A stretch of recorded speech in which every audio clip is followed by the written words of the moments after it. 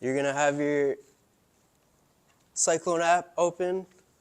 You're gonna be signed into your iPad. It's gonna ask you to connect to the RTC scanner. It has its own Wi-Fi signal.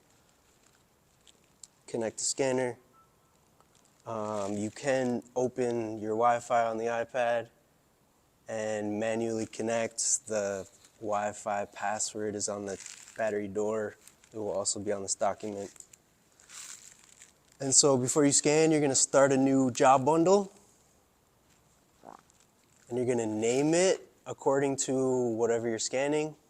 Name it Building 1 Exterior, Building 1 first floor, Building 1 above ceiling, whatever it is. It's important that we sort of keep levels separate in job bundles just for clarity on the scanner and post-processing, which all those bundles can be combined in post-production, which we will touch on at a later date. And so you're ready to begin a scan. You can press play on the scanner, or you can control it from the iPad.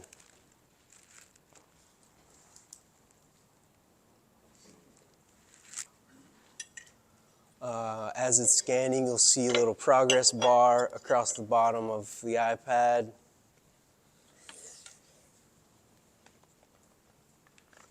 Depending on your density, the time of the scan will change. Typically for exterior scans, we're going to keep it on medium density unless it's a tall building or like a complex facade that we need more data on. But generally, medium density for exterior, low density for interior.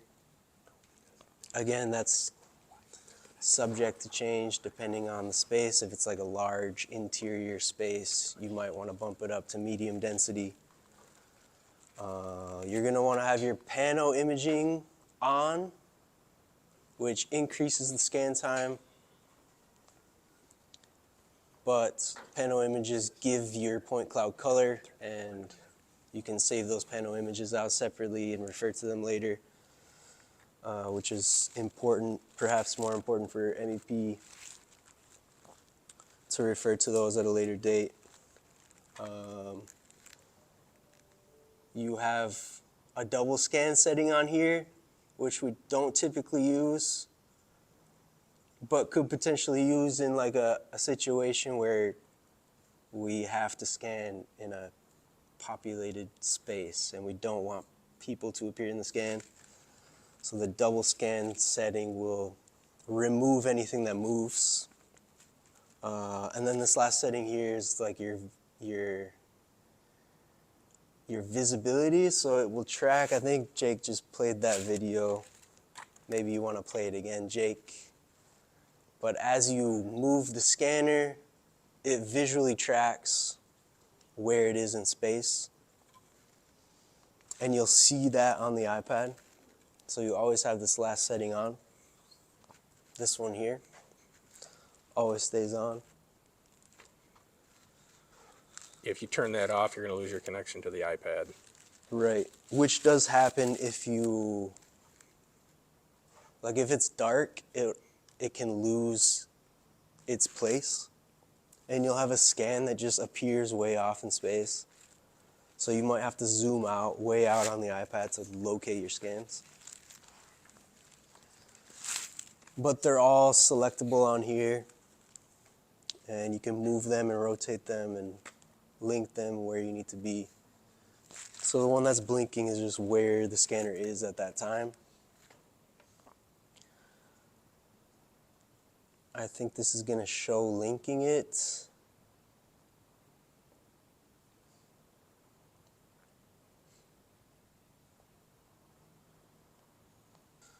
So typically it'll prompt you with each consecutive scan. You can just do a quick link to the one previous.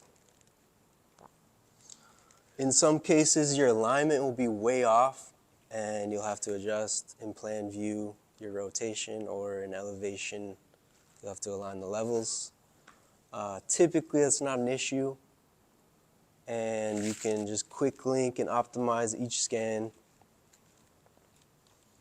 And registering these in the app is critical to the success of like your post-production. It will speed it up. If everything is linked and registered here, you will have to do a lot less work later. So it's important to go through like every scan, check every link, optimize it.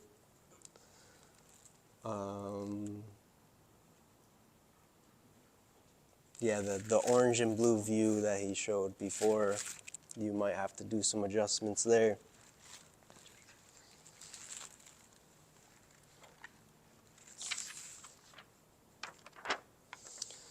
So you just go along, typically 10 to 15 feet between scans. Each scan should have a clear line of sight from your previous scan. Like the scanner has to see itself for proper linkage between scans. You can think about it like you need overlap. Like if you're paper macheing something, like the pieces of paper need overlap. It's not like you can scan this room and you can scan that room and you can link them. It needs overlap. So scanning within the doorway is critical to linking rooms. So you can prop a door open with the tripod and get one in the doorway, which will allow you to link between rooms.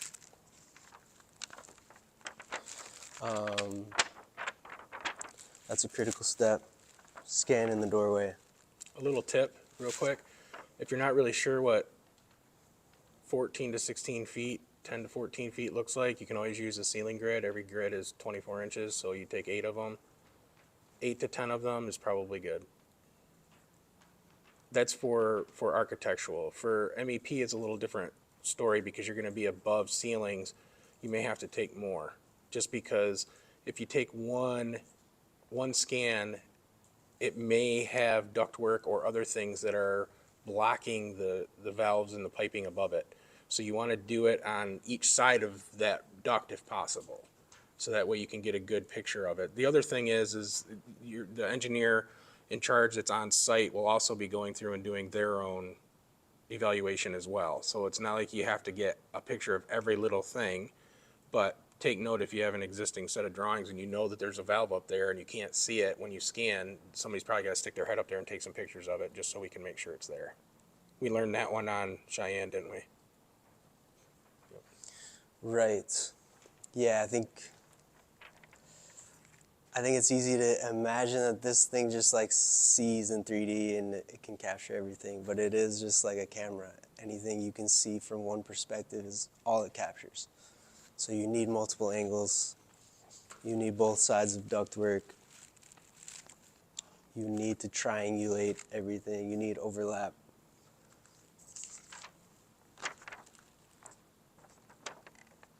One more quick thing to note. When you're taking scan, just know it takes about 1.5 minutes with full color panoramics. And every time we do a scan, it wants to have full color panoramics. Every time. Yes. There are some instances, like when we scanned in Texas, the attic was dark. You can scan in the dark. This emits its own LiDAR laser.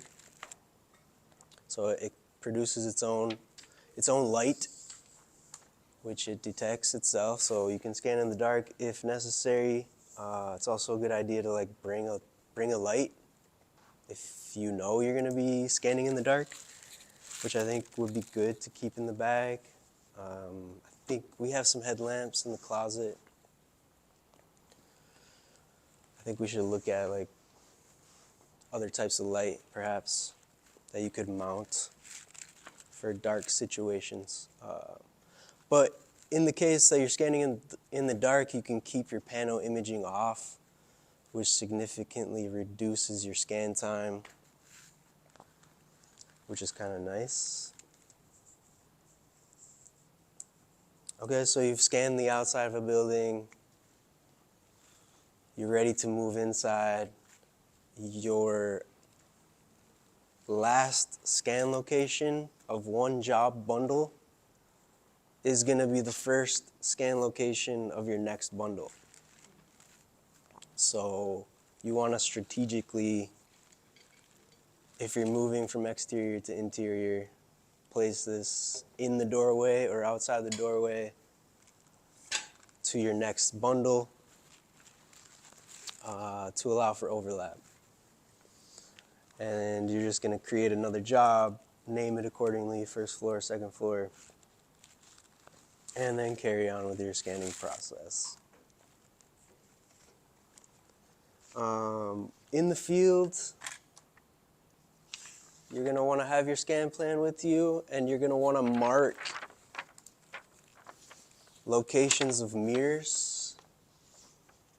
That's more important if you know someone else is going to be processing this. It really helps to identify mirror and glass locations because it will create all these ghost points that you don't want. And if you've never been to the building and you're just processing someone else's scan, it's hard to understand like what's actually there, if it's a reflection or if it's real. So make note of mirrors and glass locations. Also for MEP, you want to mark locations on your scan plan of your photos, which I think some of you guys have been going through with Fort Harrison.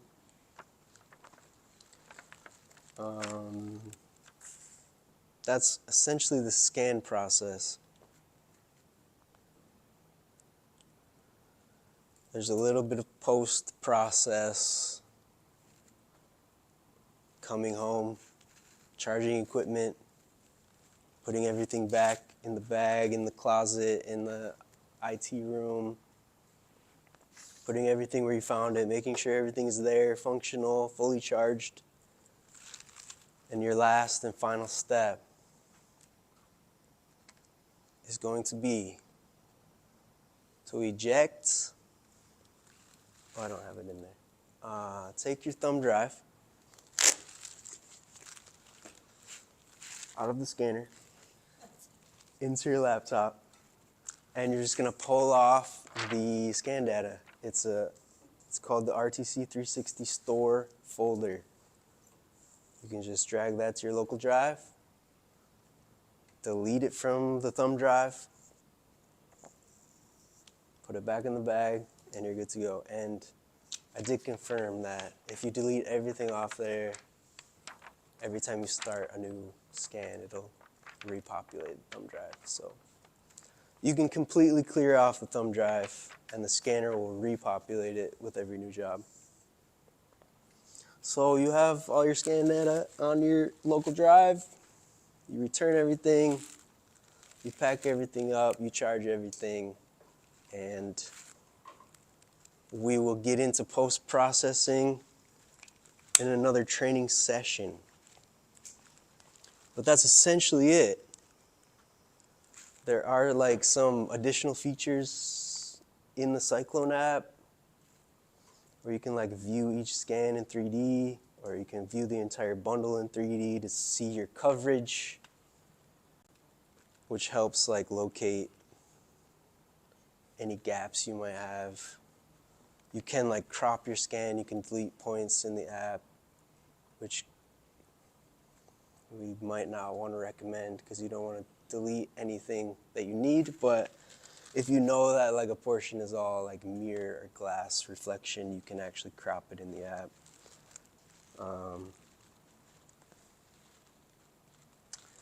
Yeah, that's essentially it. So before we start with questions, just kind of recap the important points that Jeff talked about. When you're scanning,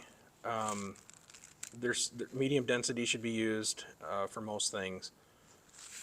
Some exterior scans could be high density. This is just for taller buildings, so you can get more accurate data, because obviously the farther away a point is, as you're in your point cloud, the less accurate it is. Panoramic images should be taken with each scan, so it'll take about 1.5 minutes at that medium setting with full color panoramic images per scan. The panoramic images can be turned off in the open doorway scans, and you want to go between 10 and 15 feet between scan locations. If it's a wide open space, 20 feet sometimes is okay. In a room like this, I'd probably do 20 just because the amount of data you're going to capture from that extra 5 feet, it really isn't going to make a huge difference. Now, that's only for the architectural part. The MEP part is going to be totally different. You're going to want to try to pre-plan that out if you can. Obviously, you can't pre-plan everything. Each scan location has to have a clear line of sight. Just remember that wherever you're scanning, if you're going to start and stop, or even in between an intermediate, that camera needs to see the last point you just scanned. Pause for a second. That is not applicable to MEP. We can force connection points because you can't always see direct line of sight when you're above ceilings. Yeah, that's a good point, because typically, I don't know that, and correct me if I'm wrong, but I don't think we're going to mix architectural and above ceilings. I think you do those separately. They are separate. We did have the scan job in Texas. We linked above ceiling because there were only like 5 scans above ceiling, and they did not have direct line of sight. So we just linked it to the level below to ensure its location. So I think in some cases, if there's like not a ton of above ceiling, it might make sense to link it to the level. Otherwise, it's just like you have. I don't disagree with the methodology.